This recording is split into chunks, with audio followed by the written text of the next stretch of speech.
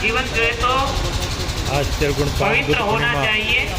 महापर्व और पवित्र करने के लिए हमें अपने जीवन की बुराइयों को परित्याग करने की आवश्यकता अम्बेडकर अनुयायी बाबा साहब के हमारा अनुयायी खान पान ठीक हो और हमारा बौद्ध बोलचाल ठीक उपासक हो, उपासिका यहाँ हमारा व्यवहार बर्ताव ठीक हो, आज के कार्यक्रम हमारा जीवन अच्छा हो और हम अपने जीवन को एक आदर्श जीवन बनाने का काम करें, जिससे जो है तो लोगों को सत प्रेरणा मिल सके।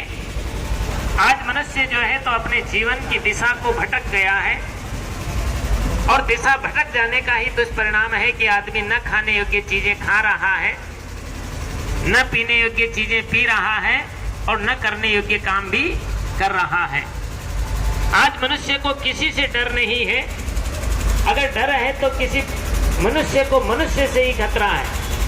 इसीलिए किसी ने कहा भी है कि आदमी की शक्ति से अब डर रहा है आदमी को मार कर घर भर रहा है आदमी ही मारता है मर रहा है आदमी, और समझ कुछ आता नहीं क्या कर रहा है आदमी, क्योंकि आदमी अपनी आत्मीयता को छोड़ते हुए चला जा रहा है। इसलिए आज हमें आवश्यकता है कि बुद्ध के बताए हुए उन शुद्ध पवित्र विचारों को हम अपने जीवन में आत्मसात करें। हर व्यक्ति के अंदर में करुणा जागृत होनी चाहिए, और जिस व्यक्ति के दिल में करुणा आएगी वह न किसी से राग करता है, न किसी से द्वेष करता है, न किसी के साथ छल करेगा, न किसी के साथ कपट करेगा, न किसी को कष्ट पहुंचाने का काम करेगा। उसके दिल में सबके प्रति प्रेम जागृत होगा, और प्रेम ही वह ताकत है जो व्यक्ति को जोड़ने का काम करती है। आज समाज में जो है तो लोगों ने धर्म के नाम पर लोगों को तोड़ने का काम किया है, लेकिन धर्म जो है तो तोड़ना नहीं सिखाता है, धर्म तो व्यक्ति को जोड़ना सिखाता है। इसलिए हर व्यक्ति को जो है तो प्रेम का अनुसरण करना चाहिए। आज के 600 वर्ष पहले संत कबीर ने जो है तो काशी नगरी में रह करके कहा था कि ढाई आखर प्रेम का पढ़े सो पंडित हो।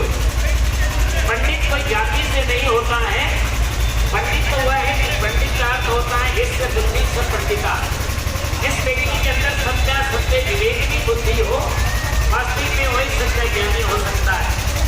इसलिए हमें अपने जीवन को ज्ञानवान बनाना है, और वो भी ज्ञान दो प्रकार का होता है, एक तो भौतिक ज्ञान होता है और दूसरा आध्यात्मिक ज्ञान होता है।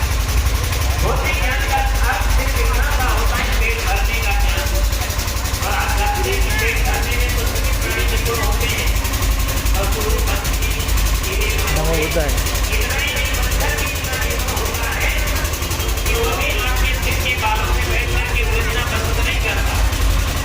वो मच्छर भी ऐसी जगह बोरिंग करके करता है जहाँ उसको कुछ मिलने वाला, तो पेट भरने में तो वो भी निपुण होता है। लेकिन जो है तो इस ज्ञान के साथ साथ में हमें आध्यात्मिक ज्ञान भी होना चाहिए। आध्यात्मिक ज्ञान का मतलब होता है अपनी आत्मा का ज्ञान। इस शरीर में हम रह रहे हैं, ये शरीर प्रकृति के द्वारा सर्जित हुआ है और एक दिन ये प्रकृति में ही विलीन हो जाने वाला है। इसलिए हमें अपनी दृष्टि को अंतर्मुख करने की आवश्यकता है, और अंतर्मुख जो व्यक्ति होता है उसका चित्त शुद्ध हो जाता है, मन में उसकी निर्मलता आती है, बुद्धि उसकी पवित्र हो जाती है, और उसके जीवन में एकाग्रता बढ़ती है, और जब एकाग्रता आती है तभी व्यक्ति को अनंत शांति का अनुभव हुआ करता है। इसलिए व्यक्ति को कहीं बाहर दौड़ने की आवश्यकता नहीं है। बुद्ध कहा करते थे कि जीवन में अगर व्यक्ति को शांति पाना है तो न प्राणियों में शांति मिलेगी, न पदार्थों में शांति मिलेगी, न बाहर में शांति मिलेगी। अगर शांति पाना है तो आपको चित्त को एकाग्र बनाने की आवश्यकता है, और जिससे चित्त निर्मल हो जाता है तो वास्तविक में उसके जीवन में कोई प्रकार का दुख और क्लेश नहीं हुआ करता। आप जानते हैं शरीर है तो शरीर का तो धर्म ही है, शरीर तो दुखों का घर ही है। सरे गले छुन में छुटे साधन जाए अखीर, और रोग व्याधि मंदरुस दुखे और ताते नाम शरीर। तो शरीर का धर्म ही होता है, लेकिन इस शरीर रूपी साधन को पाकर के हमें निरंतर मन को साधना में लगाना चाहिए। जो साधना में मन लगाता है तो उसका मन जो है तो कल्याणकारी होता है।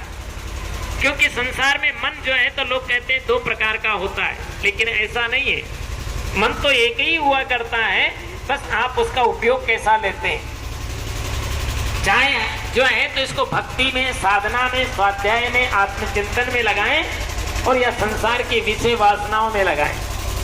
अगर हम संसार के विषय वासनाओं में मन को लगाते हैं तो ये हमारे लिए बंधनदायक होता है और हमें दुखों में डाल देता है।